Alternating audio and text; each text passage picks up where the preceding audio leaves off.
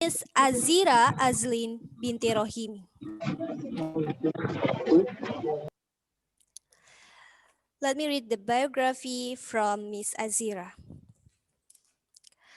Azira Azlin binti Rohimi received a bachelor degree of psychology in University Pendidikan Sultan Idris 2014 to 2018 and used to be a degree student in of Information Technology in University Malaya at 2010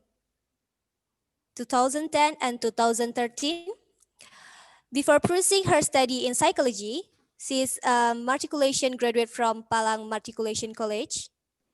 She have a lot of working experience with UPSI, as she used to work a research assistant for supervisor. Sir Abdul Mujib Khan, teaching assistant for psychology lectures. Dr. Hazalizah and Dr. Wan Nurul Iza, and a translator or proofreader at Upwork.com as a freelancer. She currently working part-time under the UPSI student working scheme for Dr. Hazaliza and also a graduate teaching assistant for Dr. Wan Nurul Iza while being a full-time master in science psychology undergraduate students. Azira is respected alumni from Clairvoyant, the 7th batch for psychology course in University Pendidikan Sultan Idris. To Mr. Azira Azlin binti Rohimi, time is yours. Assalamualaikum warahmatullahi wabarakatuh. Can you guys hear me? Yeah, I can hear you, Ms. Okay. Okay, thank you, Miss MC, for your kind introduction. You're Okay, as you welcome. guys know, my name is Azira, and I'm going to present to you about. Hang on, I'm going to share my screen right now. So, if you guys can see, please let me know. Uh,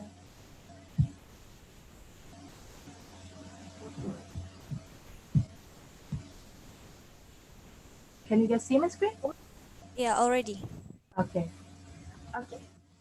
So without further ado, let me start. Okay, so for today, I'm going to share a little bit information with you. Okay, since this is an excerpt from my literature review, chapter 2 of my master thesis, and if it is okay with you, I'm going to present this slide, or I'm going to present bilingual because I believe kalau kita menggunakan dua bahasa sebab kita bahasa Melayu dan bahasa Inggeris, kita akan lebih mudah memahami maklumat.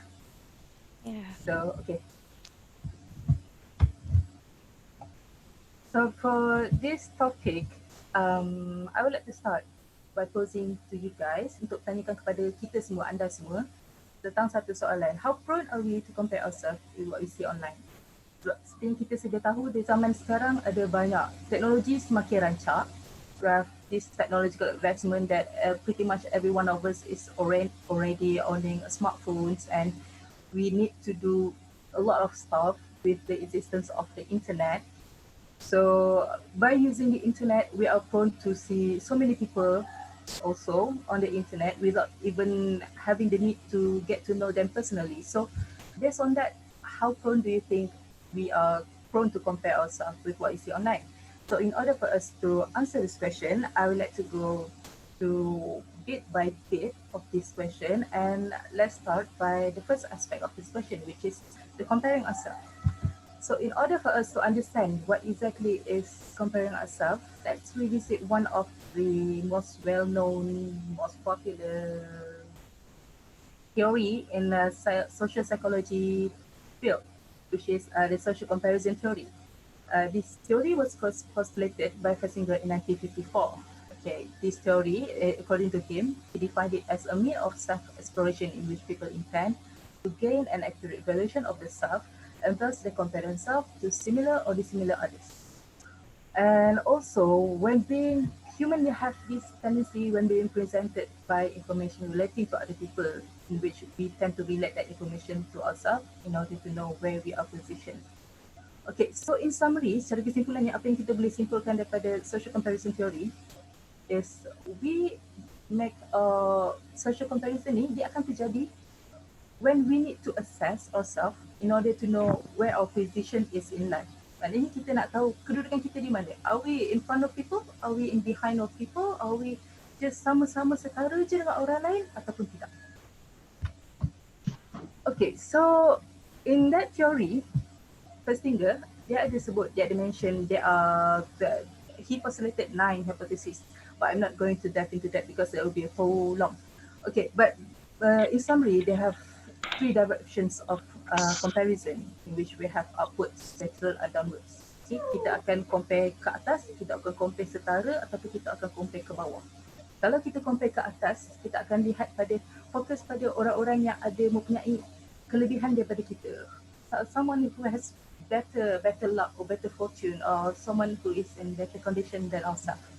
And after we compare ourselves, we will feel motivated. Kita akan rasa bersemangat untuk pursue ourselves, untuk pursue untuk achieve in order to gain on the same level like them. So it's like macam boosted up kita punya motivation to achieve more lah. So for lateral directions, we tend to compare ourselves just in order to know our position and then to know that, well, at least we are belonging somewhere. Macam kita tengok orang tu, oh okay, dia pun sama level juga, okay, ni pun sama juga, okay, so I know that I am not alone. So that's the function of lateral comparisons. So for downwards comparisons, we tend to compare ourselves with someone who has lesser than us, someone yang kat bawah, yang ada kekurangan dari kita. Contoh, misalnya kata, kalau kita sakit. Okay, kita sakit and then lepas tu orang lain pun sakit juga. Tapi sakit dia lebih parah daripada kita. So even though kita merasa kesakitan itu, even though we are in pain, but when we see other people who are in much greater pain than us, we feel grateful. So at least macam, oh wow, walaupun aku sakit tapi at least orang lain lagi sakit. So it makes us feel good for ourselves. Hence the term self-enhancement. Okay, so aside from directions, we also have orientations. So kita compare bukan setakat berbanding kepada directions, comparison, perbandingan saja, tapi kita also ada orientation. Some people tend to compare based on their capabilities, based on their skills. If I have skills in PowerPoint, I will compare myself with someone who have skills in the PowerPoints too. Bukan dengan orang yang tak pernah langsung guna PowerPoint, and then we are going to compare ourselves with that. That comparison is not valid at all because it will be biased and tak setara. Tak adil. Okay, for opinions, mostly we are comparing ourselves with someone. This mostly applies in society or in cultures, in religion. Contoh kalau we Muslims, kita akan compare pemikiran kita berdasarkan dengan orang-orang yang sama Muslim juga. So we know that pemikiran kita, our thoughts, is valid among our society. We cannot compare our thoughts based on, against other people who are not in the same religion like us. Sebab kita dah dibesarkan dengan ajaran Islam, ajaran sedemikian. So most people assume that when we compare ourselves, we can only compare ourselves to real people. But in reality, we can also compare ourselves with fictional characters. We can also compare ourselves with celebrities or even our past selves. When the new you, sekarang orang kita, diri kita yang sebenar sekarang. Suaranya hilang ya? Sorry lang. Can you hear me? Ada suara-suara. Ada. Kalau di sound better tak? Sorry, Di sound better tak? di sana nampak. Maknanya dengar suara. Dengar. Okay. Kecil tapi suaranya.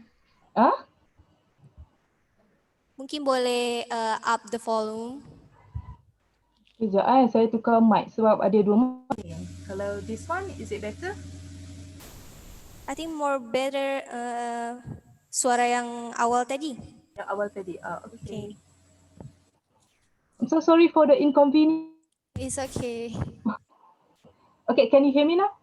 Saya rasa kena cakap kuat kot. Ya, boleh. Okay. Ya, boleh. Okay, thank you. Okay, so where was I? Okay. Okay, so for subject of comparisons, real people, and then we have fictional characters. Okay, we can also compare ourselves with celebrities, with Kim Kardashians, with BTS, and also we can compare ourselves with past self. Maknanya orang kita compare diri kita sekarang, it doesn't matter that we cannot compare ourselves with the previous version of ourselves sebab kita membesar. Bila kita membesar, diri kita yang sekarang ni tak sama dengan pemikiran dan cara dan gaya kita pada 5 tahun dulu atau 10 tahun dahulu. This is because social comparison is perceived outside of conscious awareness. Selagi mana sebab manusia, we have this innate tendency to compare ourselves. Because as I mentioned previously, we need to assess our position in life. So in order to do so, we need to compare ourselves. So apa-apa saja yang ada sekeliling kita yang boleh dijadikan bahan untuk dibandingkan, kita akan bandingkan diri kita. Because we need to know ourselves.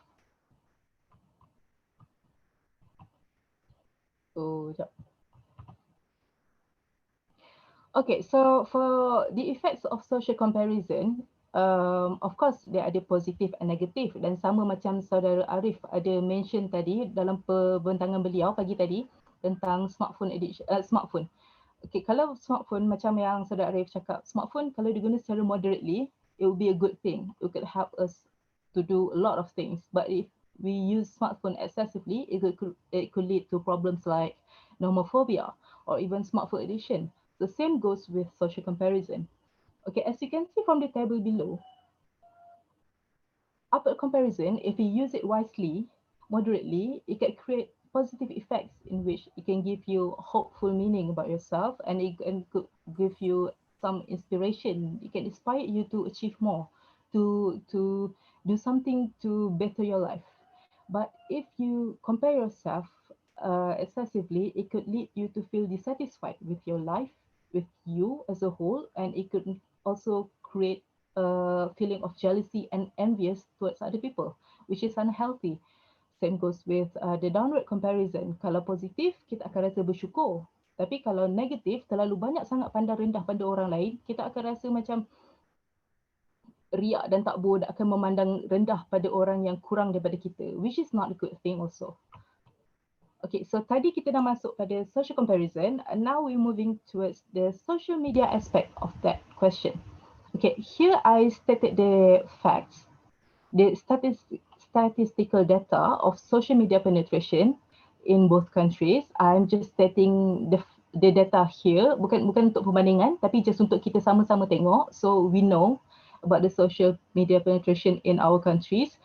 Okay, as you can see, Malaysia, kita ada 26 juta social media users in Malaysia. And if you translate it into percentage, pada tahun 2020, January 2020, we have 81% of social media penetration in Malaysia. Maksud ni kat sini, maksud ayat ni adalah kita ada 81% daripada keseluruhan populasi rakyat di Malaysia, 81% daripada mereka adalah pengguna social media. Dan pengguna social media juga dilihat meningkat sebanyak 4.1% iaitu kepada 1 juta daripada April 2019 hingga Januari 2020. Manakala bagi Indonesia, sebab Indonesia is a very much bigger country compared to us, so of course population di Indonesia adalah jauh lebih banyak. So kita lihat ada 160 juta pengguna social media setakat pada Januari 2020. Kemudian kita ada pengguna social media di Indonesia 59% compare daripada keseluruhan populasi. Dan pengguna di Indonesia juga meningkat sebanyak 12 juta daripada April 2019 hingga Januari 2020. Okey, berdasarkan kepada data statistik tadi 81% pengguna social media di Malaysia, 59% pengguna social media di Indonesia. So macam mana kita nak tahu betapa banyaknya social comparison tu, perbandingan sosial tu berlaku di alam social media, di alam maya. Okey, bagi slide ini, kalau para viewers, para penonton perasan, saya ada letakkan logo social media sites di situ. If you guys notice, in each of these platforms, did you realize that you have different kind of online persona in each of these platform? Contoh kan, kalau dalam Facebook biasanya mostly guna untuk berkongsi resepi atau tengok video ataupun macam kita share post atau buat group studies di situ. Kalau LinkedIn fokus kepada orang-orang berkejaya, orang yang bekerja. Kalau di Instagram kita akan post gambar-gambar personal ataupun gambar-gambar kita bersuka-suka bersama keluarga, kawan atau apa-apalah aktiviti yang kita lakukan. So these platforms actually generated multiple online persona for us. Di LinkedIn, kita akan lebih berfokus untuk mewujudkan satu karakter yang formal, yang professional because dia punya pengguna di LinkedIn ada mostly orang-orang yang berkarier, orang-orang yang bakal mengambil kita bekerja, orang-orang professionalis kat situ. Compare dengan di Instagram ataupun di Facebook ataupun di WhatsApp. WhatsApp pun dia mostly orang yang ada nombor kita. Maknanya orang yang kenalan kita yang memang betul-betul kenal, dia akan ada nombor kita and then kita akan berinteraksi di WhatsApp dan then mereka yang akan dapat tengok status-status update kita. So saya ada nak bagi satu analogi. Kalau saya tak tahu Indonesia, tapi kalau macam saya rasa Melayu kan kita ada satu perumpamaan yang kalau ibu dengan ayah melahirkan anak tu ibarat kain putih. Kemudian ibu dan ayah tu akan mencorakkan anak tu menjadi apa.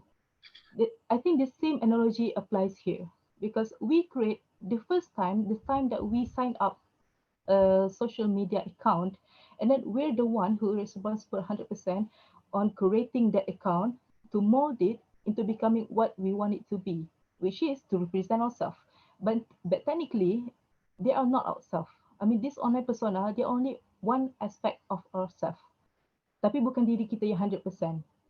So, social comparison could happen because everyone that is browsing through the internet, they might compare themselves with what they see of you. Same goes like we compare ourselves with what we see of other people, but not ourselves. Okay, so that creates the visual halo and then the halo effect.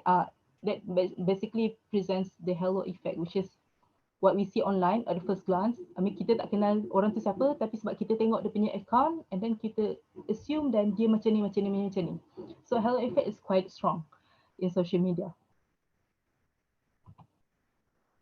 Okay, so positive,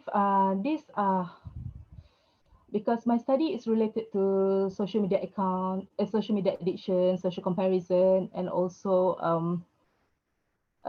skin tone dissatisfaction, which is a part of body dysmorphia. That is my thesis writing.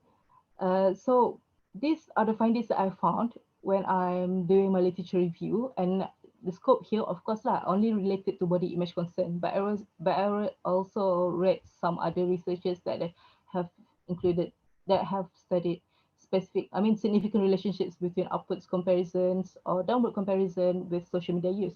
So as you can see here, there are positive relationship between social media use and body image concern, in which maksudnya kalau semakin kerap kita menggunakan social media, semakin kerap kita akan rasa tidak puas hati atau ragu-ragu dengan image badan kita sendiri. And upwards comparison, bandingan dengan orang yang ada tubuh badan yang lebih baik daripada kita, lebih elok daripada kita, juga ada kesan yang lebih kuat dengan body image concern rather than downwards comparison. Okay, those who are prone to appearance comparison reported high level of hair, facial, and skin dissatisfaction after using social media, and people are bound to compare themselves to the images that they see on social media. Tak kisah image apa pun, but these studies has included expression, celebrity images, and enhanced makeup. So, to conclude my presentation, I would like to deflect this question back to you. How prone are you to compare yourself with what you see online? Because in summary, there are no black and white answer to this. It all depends on your personal experience, on your personal values, and how you see yourself. If you have great sense of self, you will not feel truly affected by social comparison, at least not to that extent of excessively abusing social comparison. But if you are, then perhaps you can take some measures to maybe limit your social media usage, or perhaps try to do some other things that could enhance your self-esteem or self-value. So saya harap dengan perkongsian saya yang sedikit dan tidak seberapa ini dapat membantu anda semua, memberikan sedikit input dan makna kepada anda semualah pada hari ini. Terima kasih. Okay, thank you Miss Azira for your sharing. Jadi untuk pemaparan daripada Miss Azira pada hari ini mengenai social comparison. Jadi di mana social comparison ini dapat memberikan manfaat yang positif maupun negatif dari berbagai level, dari upward, kemudian lateral, downward, dan semua ini tergantung kepada individu dari masing-masing. Untuk itu Miss Azira, sudah ada pertanyaan di kolom chat Zoom daripada salah satu partisipan kita atas nama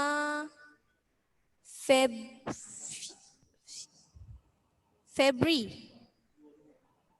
Apa benar atas nama Febri?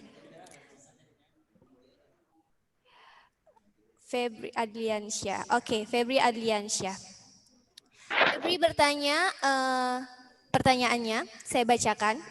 Does the new media coverage increase the objectivity of the media and information provided to the public?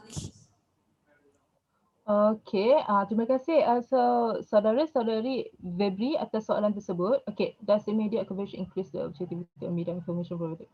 Saya sebenarnya kurang pasti dengan maksud soalan ni sebab does the new media coverage increase the objectivity of the media? Maksudnya media as in social media or media masa yang dipamerkan pada TV atau radio ataupun surat khabar misalnya, sebab itu semua media juga.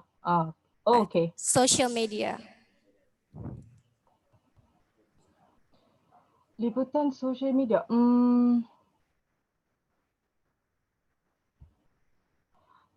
Saya tak ada jawapan yang betul-betul factual. So saya sebabkan saya limitasi pengetahuan saya. Tapi apa yang saya boleh berikan sini hanya pendapat peribadilah berdasarkan pada pemahaman saya pada soalan ini dan berdasarkan pada pembacaan saya tentang topik ini.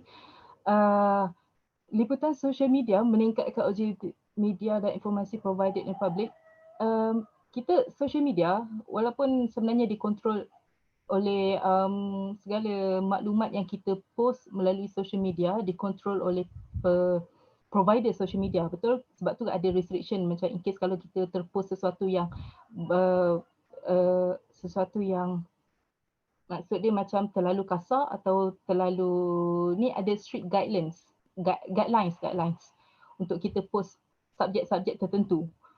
Jadi kalau bagi saya, pendapat saya, ini semua bergantung kepada pengguna social media sendiri. Sebab social media sekarang dengan zaman sekarang, manusia-manusia sudah semakin celik. Mereka sudah tahu mana yang betul, mana yang salah. Banyak maklumat dapat didapati daripada internet. Dan kita perlu sebenarnya menjadi celik social media. Bukan setakat menggunakan social media untuk meng-share atau melepaskan apa saja yang terbuku di hati tanpa sebarang tapisan. Tapi sebaliknya menggunakannya sebagai satu wadah untuk memberikan maklumat, informasi yang penting ataupun yang sesuai yang membantu masyarakat itu maksud saya lah. Tapi kalau objectivity maknanya ikut user sendirilah sama ada dia akan boleh meningkatkan objectivity media tu digunakan secara ke arah kebaikan atau keburukan. Maknanya kita akan menggunakan media secara penuh ataupun tidak. Saya harap saya menjawab soalan sebab tak apa, it's okay kalau tak dapat jawab soalan pun nanti maybe you can email me and then we can discuss over this. Better? Yeah. Okay, Febri Aldiansyah, bagaimana? Apakah sudah cukup terjawab? Daripada jawaban Miss Azira tadi, semua bergantung kepada bagaimana pengguna media itu sendiri. Saudara Febri mungkin nanti explained. Okay, Miss Azira. Mungkin cukup dipahami penjelasan daripada Miss Azira. Saya ucapkan terima kasih kepada Miss Azira. Sebenarnya kita sangat mengharapkan ada banyak lagi pertanyaan pada sesi ini, tapi mengingat waktu kita sudah sangat sedikit. Jadi kita akan melanjutkan kepada materi dari invite speaker selanjutnya. Kepada Miss Azira Azlin, terima kasih atas pemaparan materinya dan sharingnya hari ini. Kita lanjutkan kepada the second speaker, Zulfa Rahma, SPSI. Oke. Zulfa Rahma, SPSI, lahir di Banda Aceh pada tanggal 2 Mei tahun 1997, merupakan anak kedua dari 3 bersaudara. Ia juga telah menikah dengan Muazzinul Akbar LC dan telah dikaruniai seorang anak, Ahmad Ubay Budari. Zulfa Rahma menempuh pendidikan di MIN Teladan Banda Aceh, kemudian melanjutkan ke MSen Model Banda Aceh dan MAN Model Banda Aceh, dan menyelesaikan pendidikan psikologi di Fakultas Psikologi Universitas Islam Negeri Banda Aceh pada tahun 2019. Dengan ketertarikannya di dunia belajar mengajar, saat ini Zulfa mengajar di salah satu sekolah di Aceh Besar dan juga menjadi tenaga penyuluh di salah satu kantor di Aceh Besar. Baru-baru ini, penelitian skripsinya juga sudah dipublikasikan dengan judul Religiositas dan Kecenderungan Melakukan Kekerasan dalam Rumah Tangga. Kepada Kak Zulfa, time is yours. Oke, dengar suaranya? Dengar, Kak. Bismillahirrahmanirrahim. Assalamualaikum warahmatullahi wabarakatuh. Waalaikumsalam. Boleh PowerPoint-nya? Oke Kak Zuhra, informasi untuk penyampaian materi ini 10 menit ya. Oke, terima kasih Nova. Hari ini saya akan memaparkan tentang skripsi saya yang telah dipublikasikan bersama dengan 2 dosen saya juga. Terima kasih kepada dosen-dosen yang telah mengajarkan saya. Dengan judul Religiositas dan Kecenderungan Melakukan Kekerasan dalam Rumah Tangga. Oke, selanjutnya. Keluarga bahagia secara duniawi maupun ukhrawi merupakan tujuan setiap muslim, kan? Karena keluarga merupakan fondasi yang kokoh bagi terbangunnya kehidupan masyarakat yang baik. Tetapi saat ini faktanya banyak keluarga yang ternyata tidak harmonis, justru merasa tertekan dan sedih karena terjadinya kekerasan dalam rumah tangga, atau biasa kita kenal dengan KDRT. Baik kekerasan yang bersifat fisik, ada juga verbal, psikologis, ataupun kejiwaan. Seksual juga mungkin emosional maupun penelantaran rumah tangga. Bahkan Atira menjelaskan sekitar 24 juta perempuan Indonesia, 217 juta penduduk Indonesia terutama perempuan yang berada di pedesaan mengakui pernah mengalami yang namanya KDRT. Oke, lanjut. Seperti kita tahu, Aceh sendiri merupakan daerah yang diberi hak sebagai melaksanakan syariat Islam, maka harusnya orang-orang yang ada di Aceh sendiri mengalami religius yang baik. Oke. Tapi nyatanya KDRT justru riskan terjadi di Banda Aceh. MUI Lampung juga menyebutkan yang menyatakan bahwa marak kasus KDRT yang terjadi akhir-akhir ini disebabkan oleh lemahnya pemahaman terhadap agama. Ya, dan munculnya kekerasan yang diakibatkan oleh kurangnya seorang dalam memahami agama. Takariawan juga menyebutkan bahwa kekerasan terhadap perempuan dalam keluarga muslim dapat terjadi sebagai akibat dari tidak memahaminya hukum-hukum keluarga atau dipahami dengan cara yang salah. Oke, lanjut. Religiositas, saya mengambil penelitian tentang itu karena ternyata banyak juga kasus yang keluarganya dari keluarga yang religius tetapi tetap mengalami KDRT. Ya. religiusitas sendiri yang berarti yaitu kemampuan yang dimiliki individu dalam memahami, menghayati, serta mengaplikasikan nilai-nilai agama yang dianut dalam kehidupan sehari-hari. Dimensi religiusitas sendiri yaitu ada akidah, yaitu keyakinan kita terhadap ajaran-ajaran kita seperti rukun iman lah, keyakinan terhadap Allah, keyakinan terhadap Rasul dan sebagainya. Yang kedua ada dimensi syariah yang mengajarkan dimensi syariah yaitu tentang pengaplikasian kita atau di sini bisa dibilang seperti ibadah lah, ibadah kita yaitu sholat, puasa. Selanjutnya yaitu akhlak, realisasi kita terhadap akidah dan syariah tadi, yaitu seperti mungkin tolong menolong, kerjasama dan sebagainya. Kemudian pengetahuan agama bagaimana seseorang Muslim itu mengetahui agamanya, baik itu dari Quran ataupun pelajaran-pelajaran pada kisah-kisah sahabat pada zaman dahulu. Selanjutnya itu penghayatan terhadap agamanya, di mana misalnya kita sholat ada merasakan kekhusyukan dan sebagainya. Oke, lanjut. Selanjutnya yaitu kekerasan dalam rumah tangga. Kekerasan dalam rumah tangga berdasarkan undang-undang yaitu perbuatan terhadap seseorang terutama perempuan yang berakibat timbulnya kesengsaraan atau penderitaan secara fisik, sosial, psikologis, penalatan rumah tangga, dan sebagainya. Oke. Faktor-faktor yang mempengaruhi kekerasan dalam rumah tangga ini yaitu yang pertama ada budaya patriarki. Budaya patriarki yaitu yang memilih seseorang yang menempatkan posisinya itu pada kekuasaan yang lebih unggul. Misalnya laki-laki dia dianggap lebih unggul dari perempuan. Pada dasarnya kayak gitu ya, misalnya laki-laki menganggap dirinya lebih unggul daripada perempuan.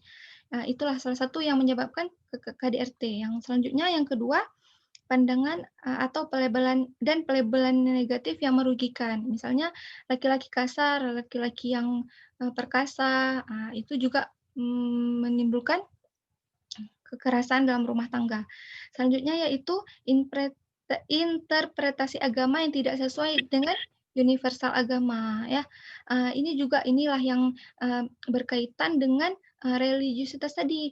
Bahkan ada orang yang pemahaman agamanya itu salah atau tidak sesuai sehingga beranggapan bahwa kekerasan dalam rumah tangga itu dibolehkan atau pemukulan terhadap istri itu boleh, padahal tidak seperti itu yang diajarkan dalam agama Islam. Yang selanjutnya yaitu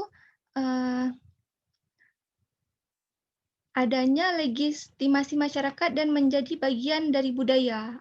Udah ada budaya di masyarakat bahwasanya itu hal yang lumrah. Dan selanjutnya itu antara suami dan istri tidak saling memahami dan tidak saling mengerti, sehingga jika terjadi permasalahan keluarga, komunikasi tidak berjalan baik dan sebagaimana mestinya. Ini juga inilah mungkin faktor terbesarnya daripada KDRT, nggak ada saling memahami ya. Ya lanjut. Saya ambil penelitian ini juga karena kasus yang dialami oleh beberapa orang dan banyak kasus yang ada di Aceh. Padahal Aceh sendiri merupakan daerah syariat yang harusnya tidak banyak terjadi. Bahkan di daerah-daerah itu sangat kentara ya. Rancangan penelitian yang saya lakukan dalam penelitian ini yaitu dengan uji statistik dengan digunakannya metode korelasional antara variabel bebasnya religiusitas, variabel tarikatnya yaitu KDRT. Populasinya yaitu laki-laki yang ada di Kota Banda Aceh. Laki-laki yang ada di Kota Banda Aceh karena saya ingin melihat apakah laki-laki yang religius dia bagaimana terhadap KDRT-nya kayak gitu ya, atau sebaliknya misalnya dia mengalami KDRT bagaimana religiusitasnya. Oke. Lanjut. Terakhir, sampel penelitian ini sebanyak 120 orang yang menunjukkan hasil bahwa terdapat hubungan yang negatif dan signifikan antara religiusitas dengan kecenderungan melakukan KDRT oleh suami di Kota Banda Aceh. Jadi penelitiannya ini terhadap para suami, ya, dengan menunjukkan nilai korelasinya yaitu minus 0,788, artinya hubungan negatif yang signifikan. Artinya yaitu semakin tinggi seseorang semakin tinggi seorang memiliki religiusitasnya, maka semakin rendah perlakuan KDRT-nya, atau sebaliknya semakin rendah religiusitasnya, maka semakin tinggi KDRT-nya. Oke, sekian presentasi dari saya. Lebih dan kurang saya mohon maaf. Saya kembalikan kepada Nova. Terima kasih Kak Zulfa atas pemaparan materi dari skripsinya, yaitu tentang religiusitas dan kecenderungan melakukan kekerasan dalam rumah tangga. Untuk itu, dari hasil presentasi Kak Zulfa, adakah yang ingin bertanya? Oh, sudah ada nih. Dari controller kita, Muhammad Danilo, dipersilahkan.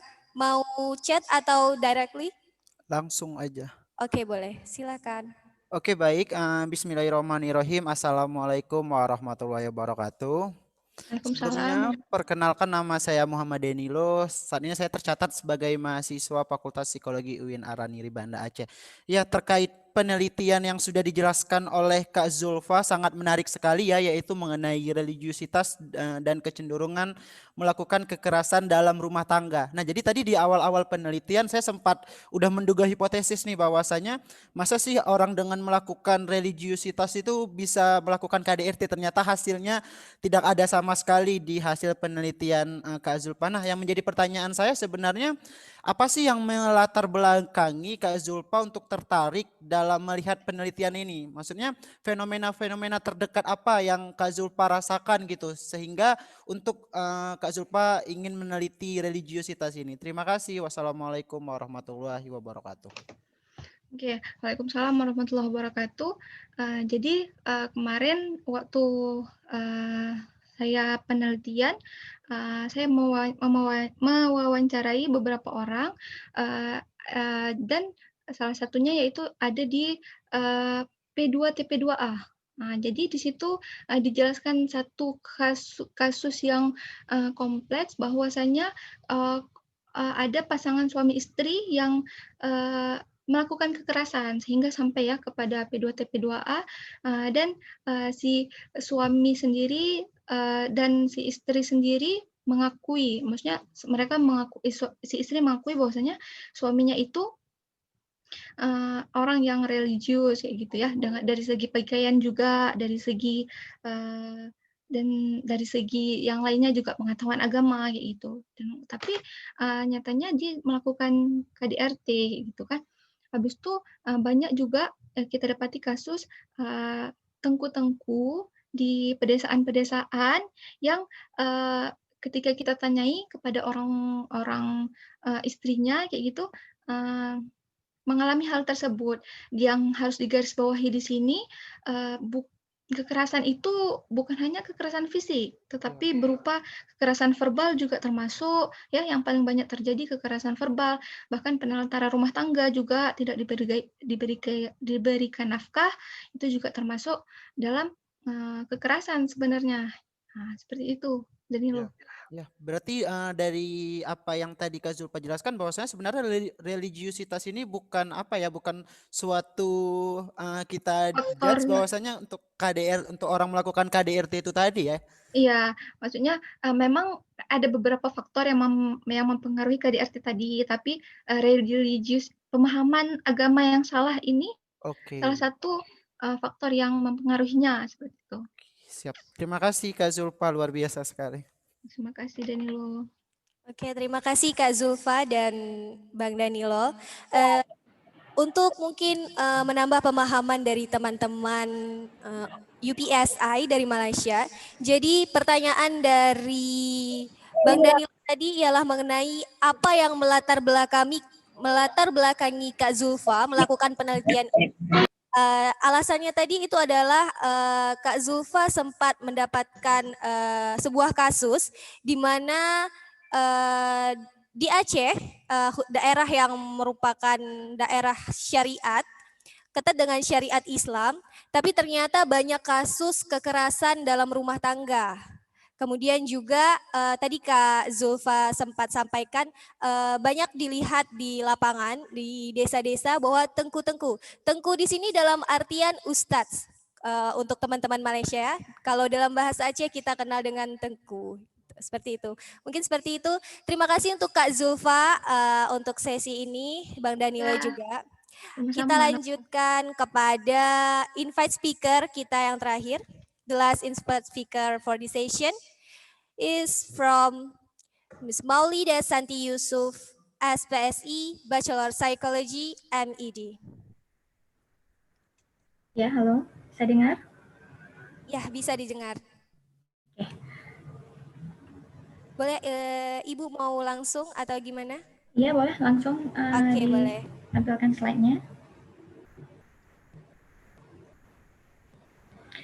Ibu Maulida. Ya, bismillahirrahmanirrahim. Assalamualaikum warahmatullahi wabarakatuh. Alhamdulillah kita diberi kesempatan oleh Allah untuk hadir kembali dalam acara conference hari kedua.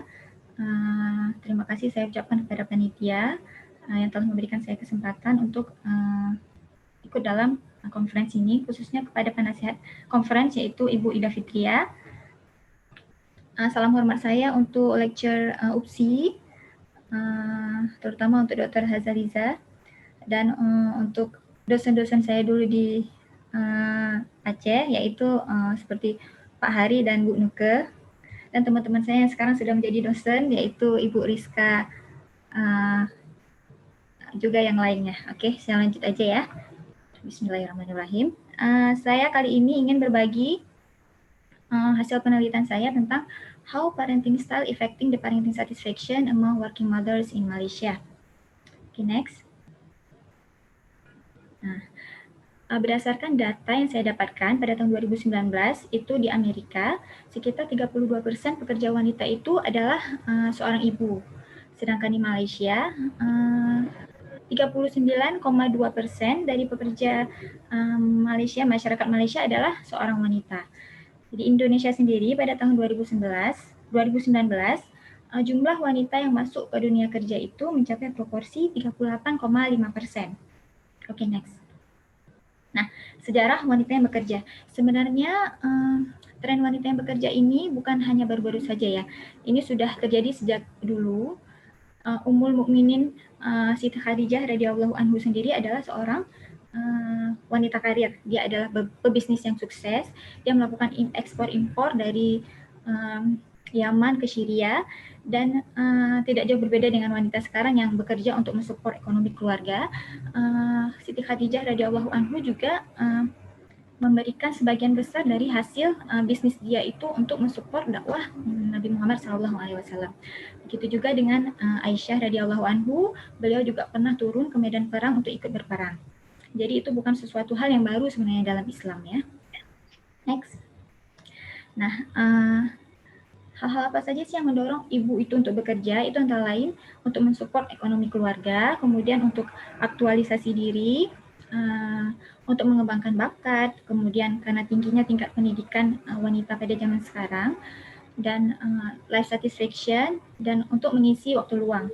Sedangkan menurut Sakernas tahun 2015, tingkat partisipasi tenaga kerja wanita di Indonesia itu dipengaruhi oleh beberapa faktor. Misalnya meningkatnya partisipasi wanita itu dalam dunia pendidikan, kemudian terbukanya lapangan kerja khusus wanita, meningkatnya kebutuhan ekonomi masyarakat Indonesia, serta persepsi yang berubah terhadap wanita yang bekerja di luar rumah. Jadi persepsi masyarakat pada zaman sekarang itu sudah berubah ya, bukan hal yang negatif lagi jika ada wanita yang bekerja di luar rumah. Oke, next. Nah, ibu yang bekerja tentu biasanya memiliki waktu yang lebih sedikit ya untuk berinteraksi dengan anak-anaknya. Padahal seperti yang kita ketahui, hubungan kegiatan yang dihabiskan antara ibu dan anak itu sangat berdampak positif pada perkembangan anak ya. Apapun itu, apakah itu kegiatan seperti bermain, membaca, menyanyi, atau memasak bersama, itu merupakan sangat membantu untuk meningkatkan perkembangan kompetensi sosial, penguasaan bahasa, dan kecerdasan anak. Selain itu, perasaan bersalah atau feeling guilty ketika seorang ibu itu bekerja dan meninggalkan tanggung jawabnya, atau ketika dia di rumah, dia terkadang harus membagi antara pekerjaan dan kewajibannya di rumah. Kemudian kesulitan bagi peran yang harus dijalankan oleh seorang ibu. Kemudian lanjut. Jadi tujuan penelitian ini adalah untuk mengetahui bagaimana pola asuh orang tua, khususnya ibu ini, berpengaruh terhadap kepuasan pengasuhan pada ibu yang bekerja. Oke, next. Nah, parenting style. Jadi, pola asuh mengacu pada kumpulan perilaku yang khas dari interaksi orang tua dan anak dalam berbagai situasi. Oke, next. Sedangkan parenting satisfaction atau kepuasan parenting itu dapat diartikan sebagai orang yang bahagia dengan dirinya sendiri. Di sini dalam arti kata ibu yang bahagia dengan dirinya sendiri sebagai seorang orang tua. Kemudian ibu yang senang dengan perilaku anak-anaknya yang sesuai dengan perkembangan usia, serta hubungan yang dimiliki oleh ibu dengan anak-anaknya. Itu adalah kepuasan parenting yang diartikan di sini. Penelitian ini adalah penelitian kuantitatif. Itu sampel penelitian saya itu adalah 62 orang ibu yang bekerja sebagai staf universitas di sebuah universitas yaitu UPSI, dengan kriteria ibu ini bekerja rata-rata 32 jam per minggu. Artinya ini adalah khusus untuk full time mother worker ya. Kemudian partisipan juga berusia antara 22 hingga 40 tahun. Nah, saya memilih rentan usia ini karena pada ketika memasuki usia 22 tahun ke atas, seorang perempuan itu menghadapi berbagai peran baru. Ada yang baru menikah, kemudian ada baru mendapatkan pekerjaan, dan baru menjadi seorang ibu, sehingga umur 40 tahun. Sedangkan kalau untuk 40 tahun ke atas itu, sebagian besar wanita itu sudah memiliki tahap penyesuaian yang berbeda, jadi adjustment levelnya itu sudah berkurang ya. Kemudian partisipan ini juga memiliki anak di bawah 15 tahun karena kalau anak-anak di atas 15 tahun itu sudah bisa mengurus diri mereka sendiri. Kemudian prosedurnya itu menggunakan kuesioner survei. Next. Nah, instrumen, saya menggunakan instrumen parenting style dan dimensi kuesioner. Itu ada 3 faktor yang diukur adalah otoritatif, otoritarian, dan permisif. Kemudian instrumen yang kedua itu yaitu parent satisfaction scale. Itu ada 3 domain, ada 5 domain.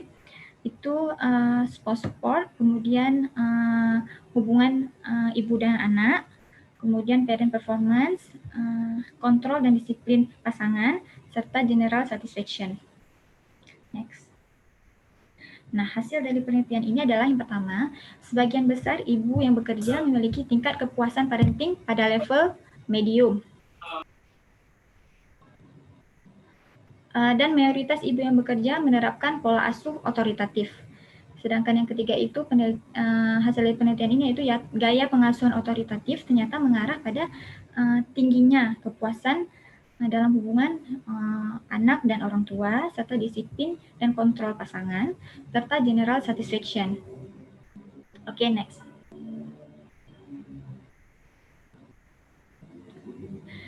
Nah, sebagian besar ibu yang bekerja dalam penelitian saya ini ternyata memiliki tingkat kepuasan parenting pada level medium.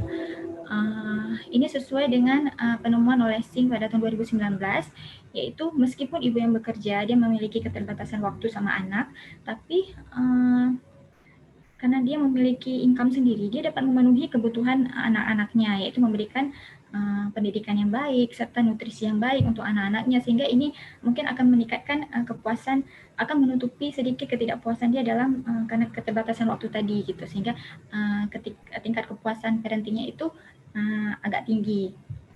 Oke, next. Nah, mayoritas ibu yang bekerja itu ternyata menerapkan pola asuh otoritatif.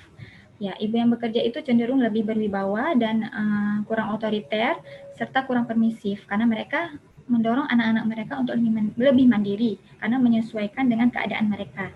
Nah, tingkat pendidikan ibu yang bekerja ternyata berpengaruh positif pada pola asuh demokratis. Jadi sampel penelitian saya ini adalah sebagian besar karena staf universitas, jadi sebagian besar sampel pendidikan sampel penelitian saya ini telah lulus bachelor atau sarjana, sehingga mereka bisa dikatakan telah memiliki tingkat pendidikan yang tinggi, sehingga tentunya berpengaruh pada pola asuh demokratis. Seperti penelitian dari Sapel dan Small, ibu yang berpendidikan tinggi cenderung memiliki sikap otoriter dan lebih rendah, serta dilaporkan lebih rendah menggunakan hukuman fisik. Oke, next. Pola asuh otoritatif dan kepuasan parenting. Jadi pola asuh otoritatif ini secara konsisten dikaitkan dengan perkembangan pendidikan anak, emosional, kognitif, pokoknya perkembangan positif yang pada anak gitu. Karena gaya pengasuhan otoritatif juga berhubungan dengan self-esteem, kepuasan hidup, serta sebagian besar remaja itu kurang depresi jika diasuh oleh ibu yang otoritatif. Semakin tinggi otoritatif diterapkan oleh ibu, maka menunjukkan hasil yang baik terhadap perkembangan anak. Nah, ini tentunya akan berhubungan tinggi dengan kepuasan anak terhadap parenting. Oke, next. Nah, implikasinya adalah dukungan dari keluarga tentu dan tempat kerja tentu sangat berpengaruh ya, sangat membantu ibu, sehingga ibu dapat menerapkan pola asuh parenting yang baik, sehingga dapat menimbulkan kepuasan parenting. Jadi ibu juga diajak untuk mengelola skill parenting serta keterampilan dalam mengelola stres kerja dan frustasi yang dapat berdampak pada kepuasan parenting. Oke, next. Nah, ibu dan perannya. Oke, saya mengistilahkan ibu itu sebagai suatu kotak dan peran ibu sebagai balon. Dan balon ini, coba bayangkan balon ini diletakkan di dalam kotak ini dengan tempat yang terbatas. Jadi, ketika seorang ibu itu memainkan sebuah peran, itu artinya salah satu balon itu akan ditiup. Jadi, otomatis balon yang lain harus dikempiskan, ya, supaya balon-balon ini tetap muat dalam satu kotak, yaitu seorang ibu, gitu ya. Jadi, ketika sedang menjalankan suatu peran, maka peran yang lain itu harus mengecil, karena kita tahu ibu itu memiliki tenaga yang terbatas ya, manusia biasa ya. Kesempurnaan itu hanya ada pada Allah dan keadilan dalam membagi peran itu mustahil. Jadi keadilan itu memang hanya ada pada Allah gitu. Jadi jangan menuntut untuk harus maksimal, harus macam mana? Harus sempurna gitu. Ini akan menyebabkan overwhelming. Jadi kalau bisa diistilahkan kalau balon ini ditiup secara bersamaan, maka akan meledak ya dalam kotak yang terbatas. Seperti itu. Oke, next. Nah, para ibu juga terbebani ya dan lelah untuk mencoba menyeimbangkan pekerjaan dan keluarga. Kemudian mereka juga mengalami kelelahan fisik dan psikologis. Terus pulang kerja membawa rasa frustasi pada anaknya. Kemudian kurang antusias untuk mendengarkan anaknya ketika sampai di rumah. Anaknya ingin bercerita tentang kegiatan sehari-hari. Ibu karena kelelahan jadi kurang antusias sehingga anak pun menjadi merasa kurang berharga seperti itu. Oke, next. Nah, ibu yang positif, ibu yang bekerja juga memiliki dampak yang positif ya. Misalnya ibu yang bekerja ini dapat menjadi role model yang sangat baik pada anak dalam mengejar impian dan ambisinya dan mendorong anak untuk bertanggung jawab dan berperan aktif dalam keluarga ya, karena keterbatasannya waktu. Jadi ibu yang bekerja ini juga mendorong anak-anaknya untuk lebih mandiri. Nah, kemudian para ibu juga cenderung menghabiskan waktu yang berkualitas dengan anak-anak mereka untuk mengkompensasi atau untuk menutupi waktu-waktu yang terbuang bersama anaknya, sehingga ada quality time di situ. Kemudian anak juga mendapatkan gizi yang baik dan pendidikan yang baik, karena ibu memiliki income sendiri, sehingga dia dapat mensupport anaknya memiliki pendidikan yang baik dan gizi yang baik. Kemudian anak-anak pun memanfaatkan waktu semaksimal mungkin bersama ibunya, karena jarang bersama keterbatasan waktu bersama ibu, sehingga ketika ada waktu bersama ibu dia akan menghabiskannya sebaik mungkin. Okay, next. Nah, Rasulullah SAW bersabda, apabila seorang istri itu menjaga salat 5 waktu, berpuasa di bulan Ramadan, menjaga kehormatan dan taat pada suaminya, maka ketika di akhirat nanti dikatakan kepadanya, masuklah kamu ke dalam surga dari pintu mana saja yang kamu sukai. Sebenarnya ini bisa kita lihat satu peran saja, yaitu istri, itu dapat mengantar seorang wanita itu ke surga gitu, sudah disediakan red carpet. Apakah lagi jika seorang ibu itu memiliki 2 atau 3 peran sekaligus, dia sebagai istri, sebagai ibu, dan sebagai seorang yang bekerja gitu ya. Jadi ini mungkin bisa jadi pegangan untuk ibu-ibu supaya nggak galau dan selalu merasa kurang puas gitu, kurang eksis atau kurang dalam mengasuh anak gitu. Sebenarnya kita harus maksimal aja dalam menjalankan satu peran, insya Allah itu akan mengantar kita ke surga nanti, insya Allah. Oke, next. Oke, being a mother is the highest paid job in the world since the payment is pure love. Jadi menjadi seorang ibu itu adalah pekerjaan dengan bayaran tertinggi di dunia karena bayarannya adalah cinta yang murni dari anak-anaknya. Oke, sekian, terima kasih. Semoga bermanfaat. Kalau ada pertanyaan silahkan. Oke, terima kasih kepada Ibu atas presentasinya mengenai parenting pada ibu yang bekerja. Baik, apakah dari partisipan ada yang ingin bertanya terkait pemaparan dari Ibu? Bagaimana? Dari partisipan ataupun dari panitia, dipersilahkan.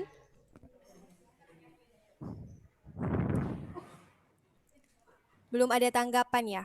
Mungkin kalau tidak ada tanggapan, Bu, mungkin Nova mau bertanya.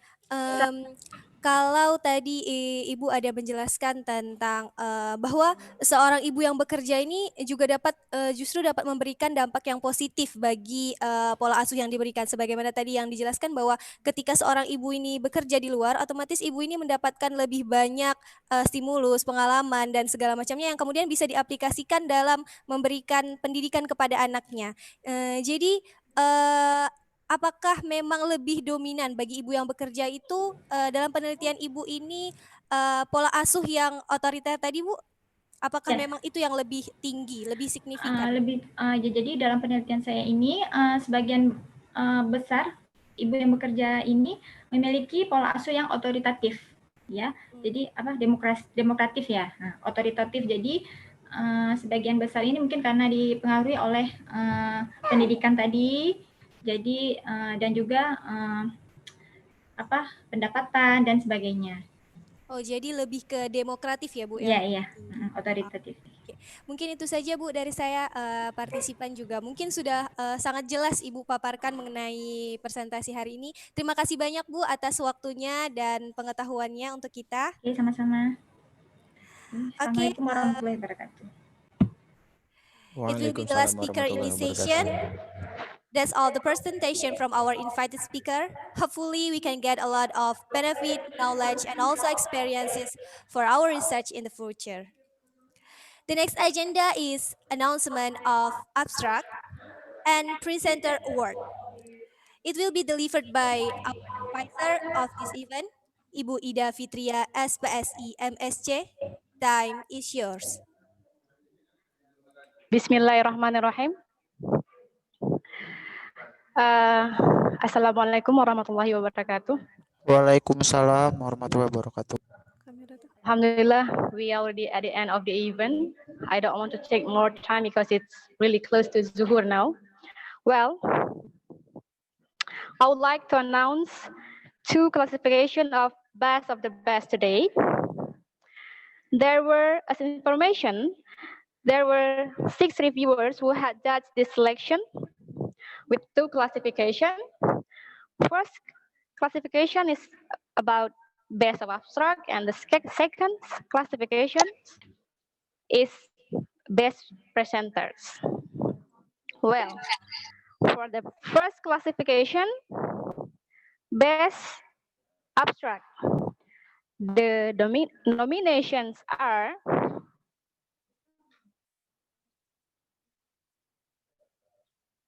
Muhammad Reza Rifki from UIN Araniri. Second nomination is Hafni Lai et al. From UIN Araniri. Lutfi Rahman, Asri Ananda Putri, Muhammad Fikri, Fakhri Ramadan, Siti Muntia from Syah Kuala University. The first, Nurulita Zafira, Fauzul Ihsan, Yunita, Rifa Nabila, Putra Irwansyah from Syekh Kuala University. Next nominations, Siti Sarah, Rauzatul Jannah, Syifa Salsabila, Mela Alfira from Syekh Kuala University. Next, Atia, Amira Rosia, Anissa Fitri Anis Rudin, Anisatul Maisyara from UIN Araniri. Next, Muhammad Amirul Haq, Mega Petri Pira, Martin Nasai from UIN Araniri. The last nomination is Sufia Al-Humaira from UIN Araniri. That's all the nomination. I'm not reading the best abstract yet. Well, the best abstract of Virtual International Students Conference 2, Positive and Islamic Psychology are Hafni Laili et al. From UIN Araniri Banda Aceh with the title Kedekatan Remaja pada Ibu di Aceh Tengah, Pendekatan Psikologi Indigenous. Second best abstract goes to Lutfi Rahman et al. From Syekh Kuala University with the research title Gambaran Tingkat Stres Mahasiswa Selama Pembelajaran Daring di Era Pandemi COVID-19. Next, Nurulita Safira and friends from Syekh Kuala University with the title of research Resiliensi Akademik di Masa Pandemi pada Mahasiswa Aktif Universitas Syekh Kuala. Next, congratulations to Siti Sarah and friends from Syekh Kuala University with the title of research Penyesuaian Diri Mahasiswa Universitas Syekh Kuala terhadap pembelajaran daring pada masa pandemi COVID. The next one, best abstract goes to Atia and friends from UIN Araniri with the title Gambaran School Wellbeing pada Siswa SMP menggunakan pendekatan psikologi indigenous. The last best of abstract goes to Sufia Al-Humaira from UIN Araniri with the research title The Relationship Between Self-Esteem and Tendency of Nomophobia in Student of UIN Araniri Banda Aceh. Okay, congratulations for all best researcher already nominated as best abstract today. Next, second classification will be best presenter nomination. The nomination are, again, Muhammad Reza Rizki from UIN Araniri,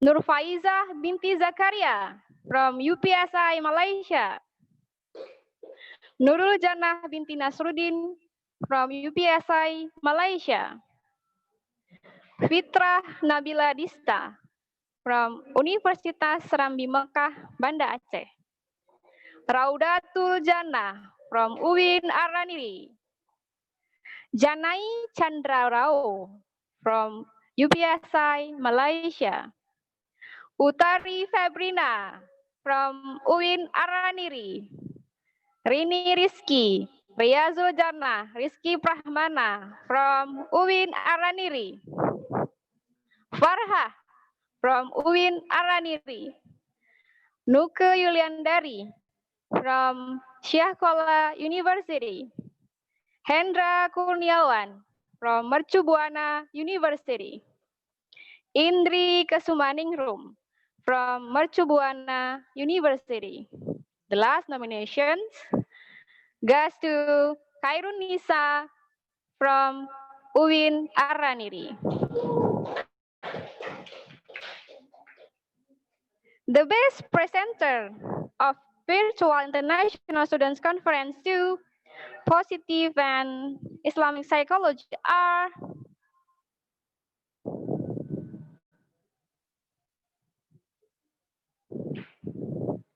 Janai Chandrarao from UPSI Malaysia with the top research title, Factors that Facilitate and Inhibit the Pursuit of Achieving Gender Equality. Raudatul Jannah from UIN Araniri with the research title, Hubungan Servant Leadership dengan Komitmen Organisasi pada Mahasiswa UIN Araniri, Banda Aceh.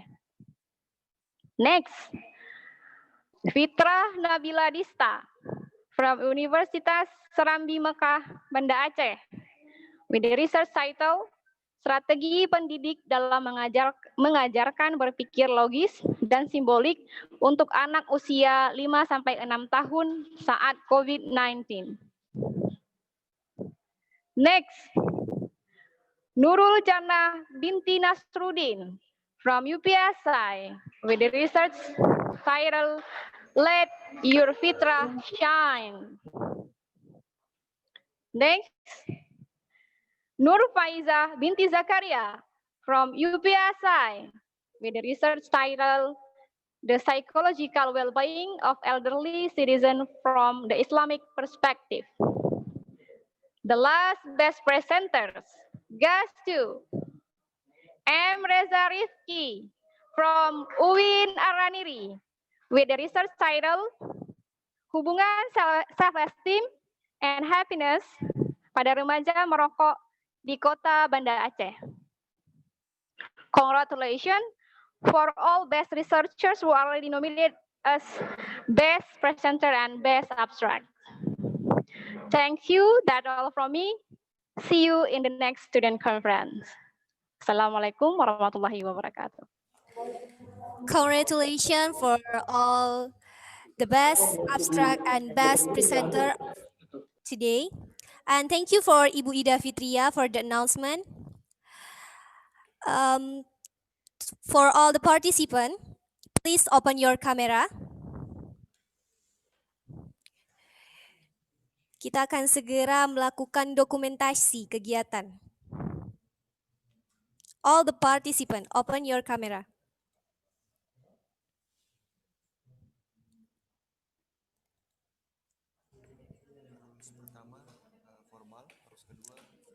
Oke. Untuk rules pertama, ya gaya formal. Kemudian rules yang kedua itu freestyle. Sudah open kamera semua? Nurul Fatwana?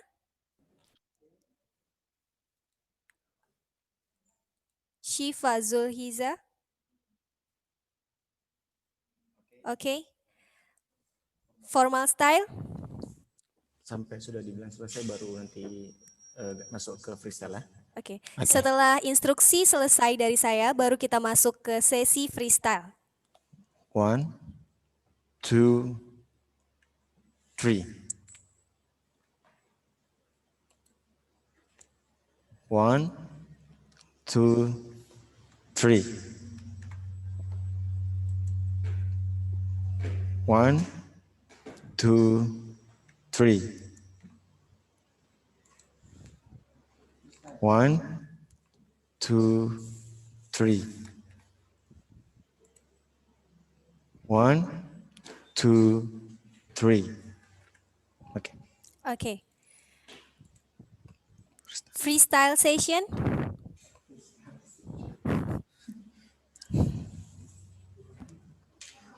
Open your camera. Okay. Use your style.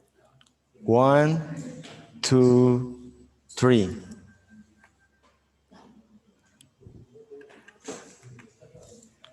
1, 2, 3.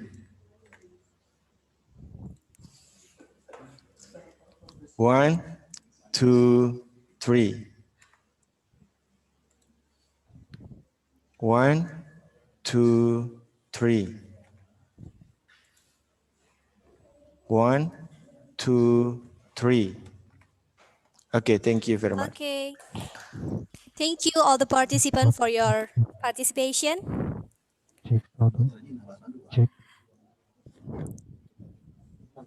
The next agenda Check. is final of this event. That's its closing. Officially closing by Rector, representative by Head of Academic and Student Affairs of UIN Araniri, Dr. Andes Junaidi. Kepada Bapak Dr. Andes Junaidi, waktu dan tempat kami persilahkan.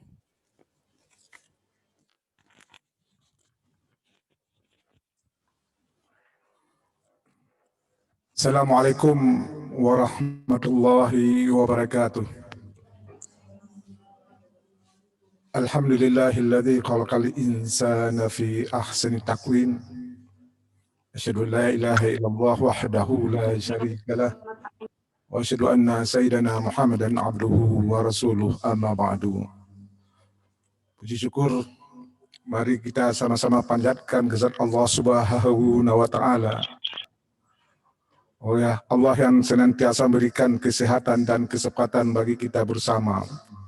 Sehingga pada siang hari ini kita dapat berkumpul dan juga dapat melakukan konferensi dalam bentuk virtual ataupun daring dengan antar negara, yaitu tetangga kita Malaysia, Fakultas Psikologi di UIN Araniri, Banda Aceh. Salawat dan salam kepada junjungan Allah Nabi besar Muhammad sallallahu alaihi wasallam yang telah mengantarkan umat manusia dari lembah kejahilan ke bukit yang penuh dengan pengetahuan.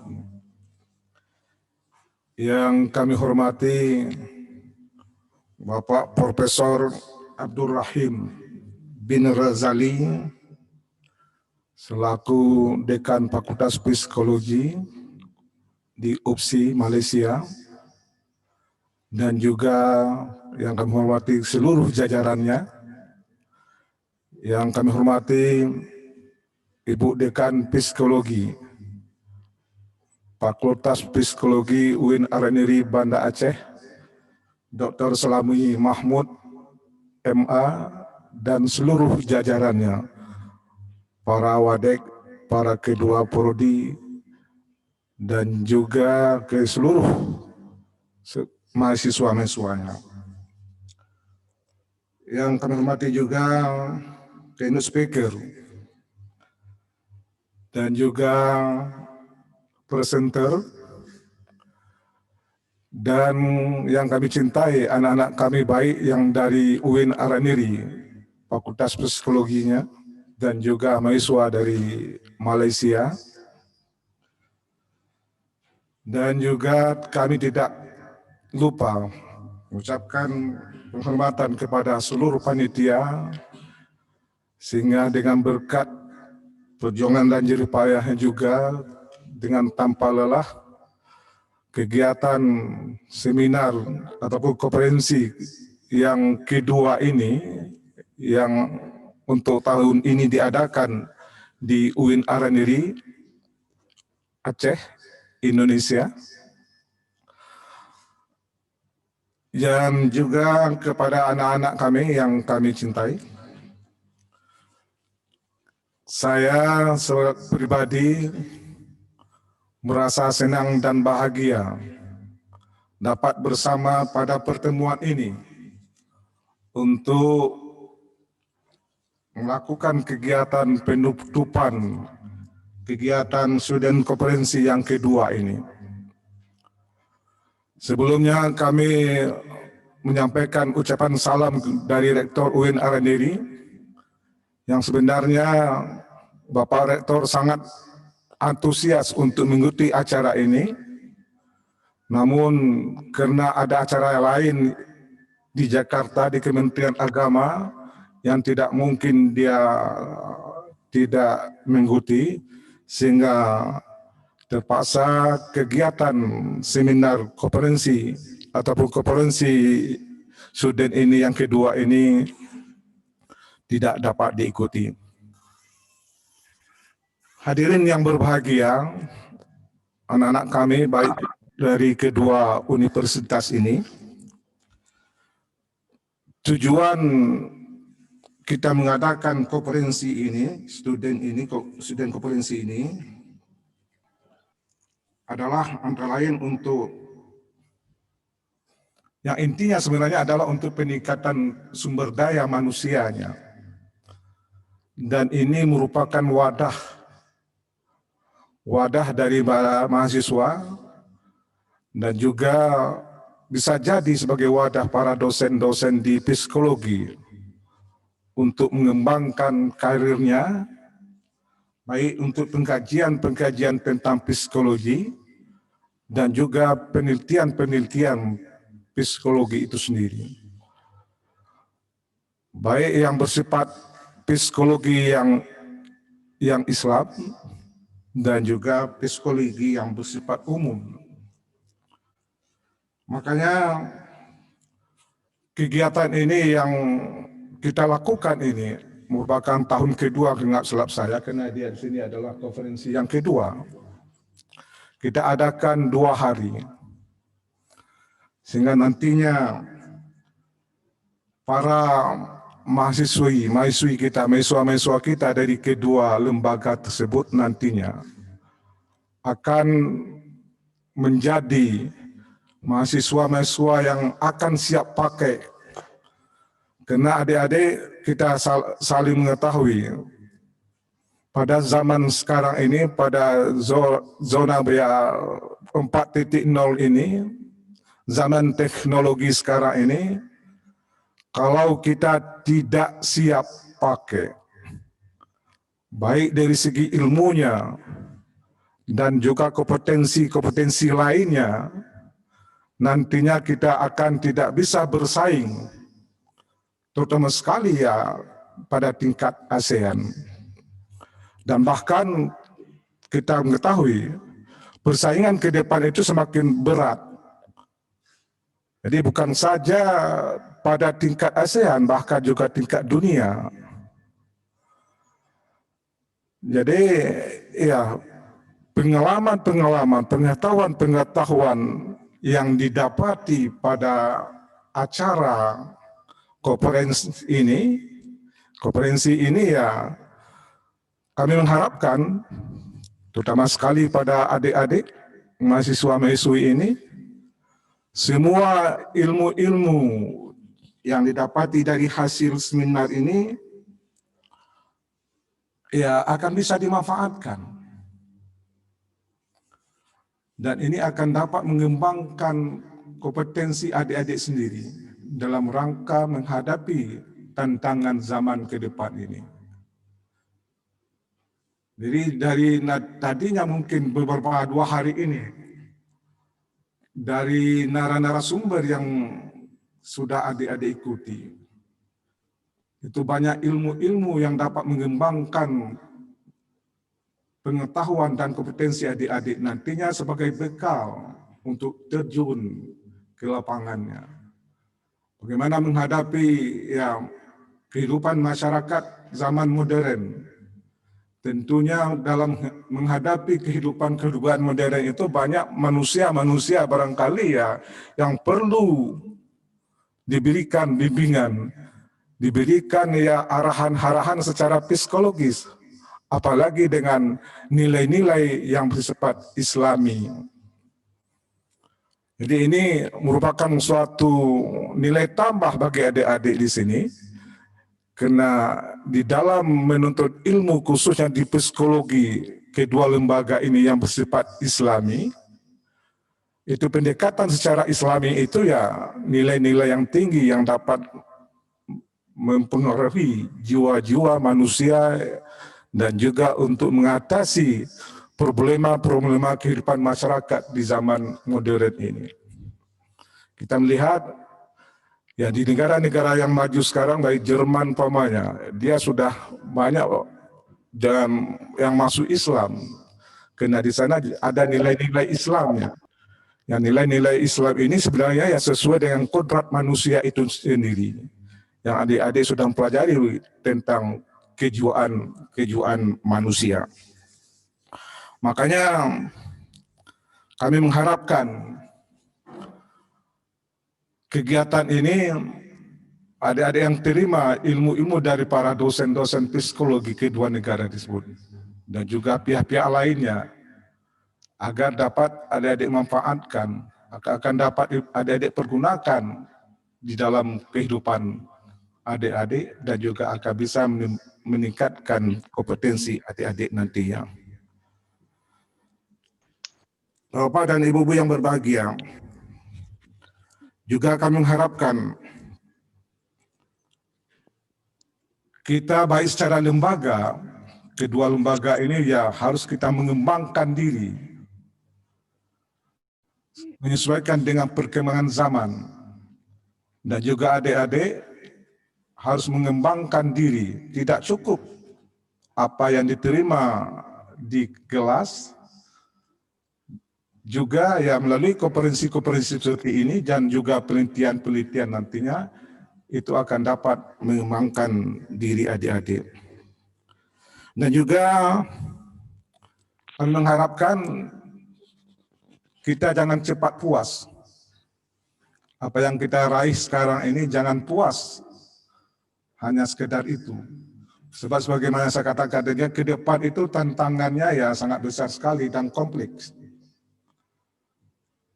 Jadi apa yang kita peroleh, baik yang diperoleh oleh yang adik-adik dapatkan di bangku kuliah dan juga melalui konferensi ini, itu jangan cepat puas. Sebab ilmu dan segala sesuatu itu cepat berkembangnya. Kalau kita tidak mengupdate diri, ya akan ketinggalan. Juga kami mengharapkan kegiatan ini juga menjadi pemicu semangat adik-adik. Serta juga dengan adanya kegiatan konferensi ini, yang ini adalah tahun keduanya, kali keduanya, itu betul-betul untuk meningkatkan persaudaraan kedua lembaga, baik secara kelembagaannya, dan ini juga mungkin sudah dilakukan MOU-nya. Jadi ya melalui MOU itu nantinya ada MOA-nya yang itu nantinya bukan hanya bersifat ya konferensi, mungkin ke depannya juga akan bisa kita pikirkan bersama untuk bisa mengembangkan kedua lembaga ini sehingga nantinya output mahasiswa-mahasiswa kita, alumni-alumni kita nantinya kedua lembaga ini nantinya akan siap pakai baik di negara-negara ASEAN, bahkan juga kita harapkan secara dunia. Untuk itu dalam hal ini kami atas nama pimpinan UIN Araniri mengucapkan terima kasih kepada semua pemateri, para keynote speaker, presenter, dan juga kepada panitia terhadap pelaksanaan kegiatan ini. Moga-moga saja semua usaha dan amal jariah bapak-bapak dan ibu-ibu semuanya akan dibalas oleh Allah Subhanahu wa Ta'ala sebagai amal ibadahnya. Dan juga kami atas pimpinan Lembaga UIN Araniri memohon maaf terutama bagi Bapak Dekan Psikologi Profesor Dr. Abdul Rahim dan jajarannya. Barangkali dalam pelaksanaan kegiatan ini selama 2 hari ini tidak sesuai dengan harapan, di mana kekurangan-kekurangan tersebut kami atas nama pelaksana UIN Araniri pada tahun ini memohon maaf andai kata ada yang tidak sesuai dengan harapan bapak-bapak dan ibu-ibu sekaliannya. Ya, demikian kali yang dapat saya sampaikan.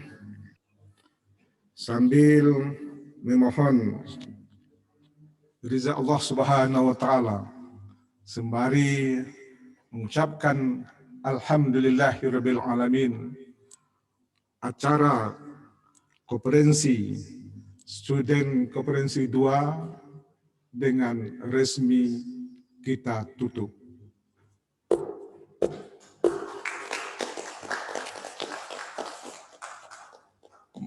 Malaysia dan Indonesia negara ASEAN. Keduanya rumpun Melayu. Sebelum acara ini kita akhirkan, mohon sambut salam dariku. Assalamualaikum warahmatullahi wabarakatuh. Waalaikumsalam. Waalaikumsalam warahmatullahi wabarakatuh. Assalamualaikum warahmatullahi wabarakatuh. Thank you to online. Thank you to Dr. Andes Junaidi for officially closing this event. That's the final of this event. I am Chutnova as a master of ceremony. I apologize if I made some mistakes during this event. Saya ucapkan terima kasih kepada seluruh partisipan, peserta, presenter, dan seluruh panitia yang berhadir pada hari ini yang telah bersama-sama menyukseskan agenda hari ini. Kami selaku panitia meminta maaf atas segala kekurangan selama acara ini berlangsung. Mengingatkan kembali kepada seluruh peserta untuk tidak lupa mengisi absen yang sudah disediakan. Demikian untuk acara hari ini. Saya akhiri. Wassalamualaikum warahmatullahi wabarakatuh. Waalaikumsalam warahmatullahi wabarakatuh.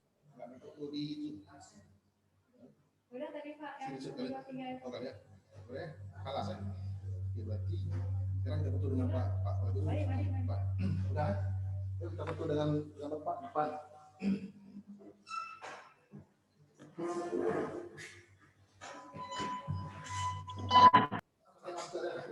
Thank you. Thank you untuk daripada teman-teman Malaysia. Sekali lagi kami umumkan kepada teman-teman untuk bisa mengakses link yang sudah kami sediakan di kolom chat Zoom. Pengisian link ini sebagai syarat untuk mendapatkan sertifikat baik itu presenter maupun partisipan. Kami selaku panitia undur diri. Jika memiliki kesalahan kami mohon maaf. Wassalamualaikum warahmatullahi wabarakatuh. Sampai jumpa di student conference selanjutnya. Terima kasih. Wassalamualaikum warahmatullahi wabarakatuh.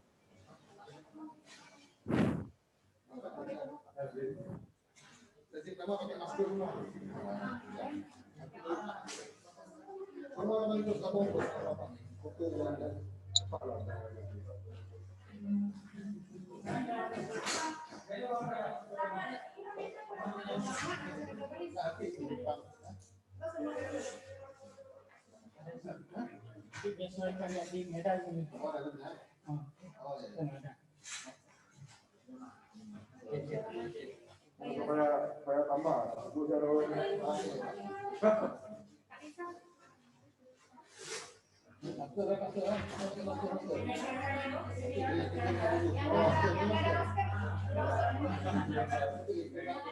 Sebelah kanan lebih besar. Maskernya setengah masker dulu. Ya bisa ada orang lagi di sana.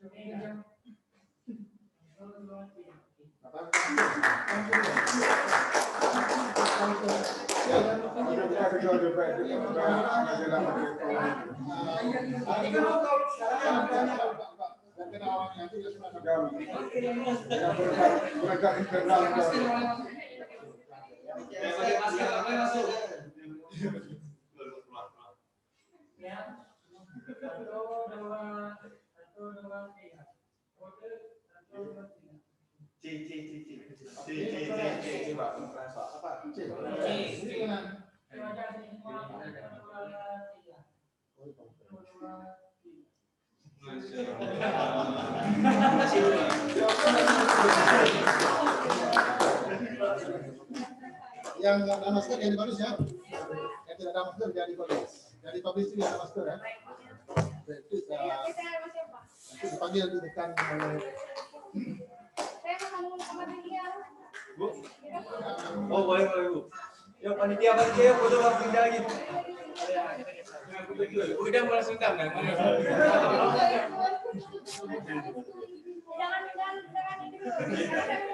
Iya Bu, ayo Bu.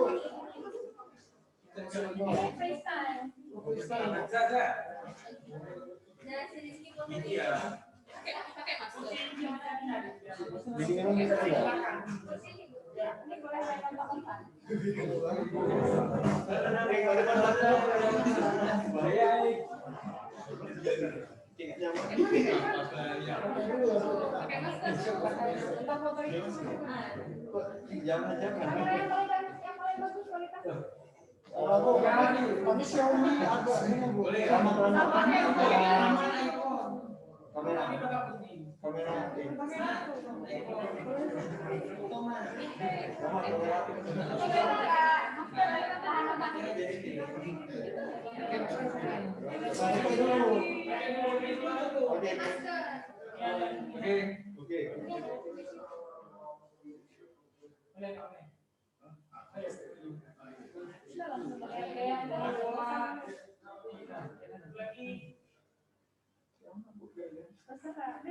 Freestyle ya.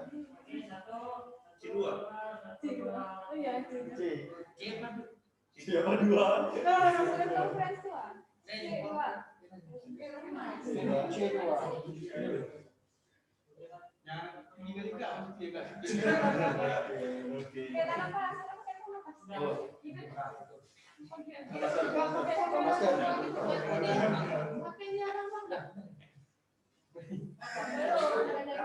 Pakainya yang itu dengan itu. Oke, siap. Kamera aja.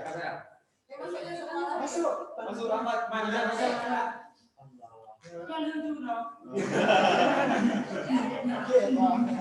Pak. Sebelah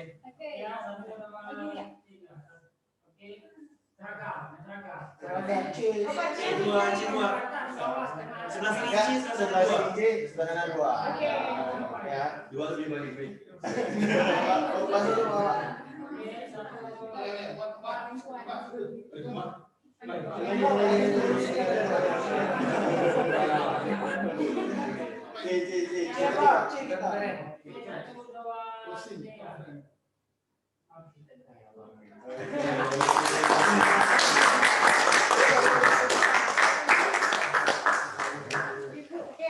Terima kasih semuanya ya. Saya kan rencananya hari ini mau berlama-lama, tapi rupanya ada jadwal yang dulu harus menguji. Jadi kita akan kembali berjumpa virtual.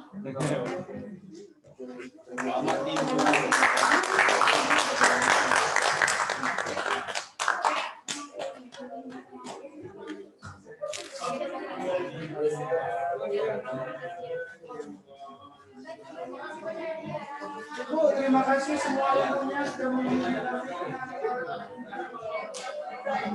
Eka, seluruh panitia jangan pulang dulu kan? Seluruh panitia jangan pulang dulu ya, kita stay di sini.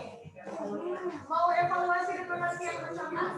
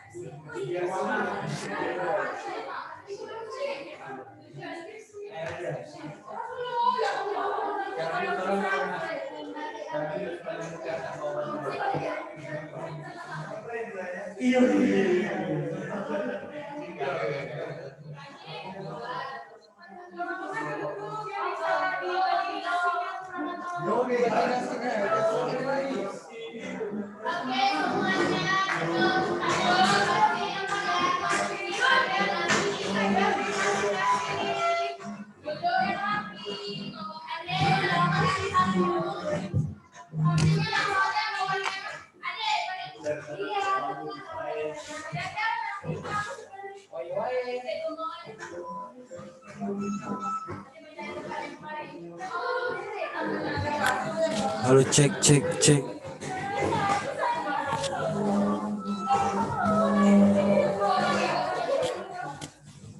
Halo, cek.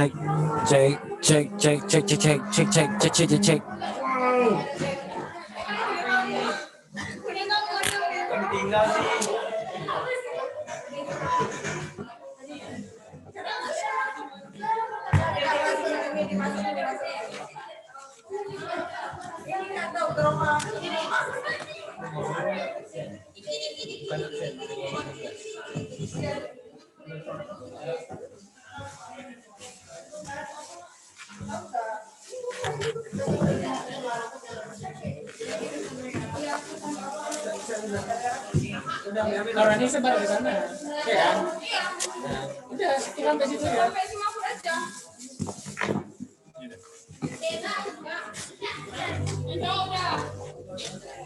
Halo, cek.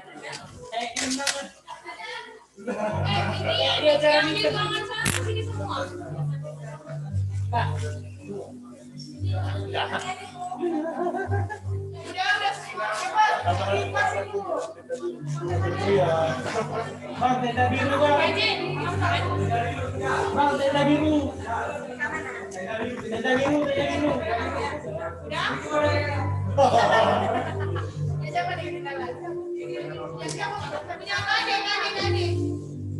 Satu lagi ya. Masih kurang. Siapa lagi yang belum?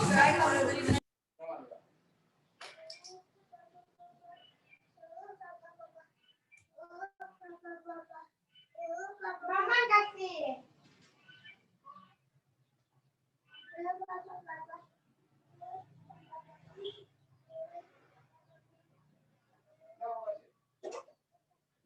Mana?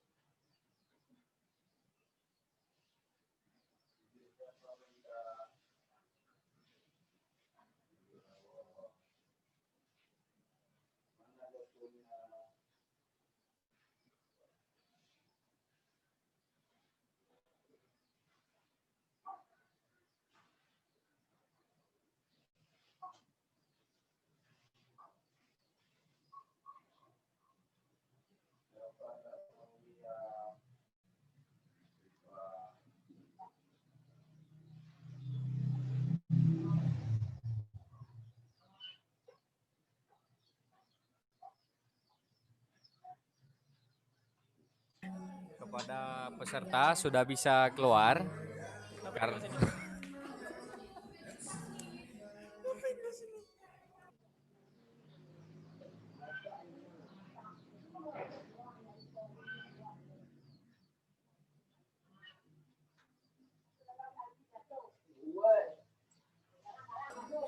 kepada peserta kru apa ini? Kru semangat. Kepada peserta sudah bisa. Yang belum absen silakan absen. Kami informasikan kepada seluruh peserta untuk bisa segera meninggalkan room chat Zoom karena acara student conference sudah selesai. Sampai jumpa di acara student conference batch 2. Assalamualaikum warahmatullahi wabarakatuh.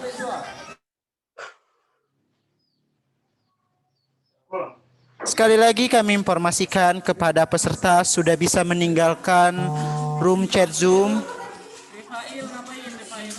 Rifail ketiduran ya. Kak Tari ngapain? Ini Ya seperti itulah. Coba Gladi, acana Anda sebagai pembicara. Halo teman-teman, kita sudah masuk di sesi presentasi. Kali ini kita kedatangan tamu yang sangat luar biasa. Beliau merupakan seorang akademisi yang mungkin sudah tidak asing lagi di telinga Anda. Baik, langsung saja kita tanyakan kabar bagaimana Bapak, apakah sehat? Alhamdulillah sehat luar biasa. Sepertinya sudah makan siang, makan yuk.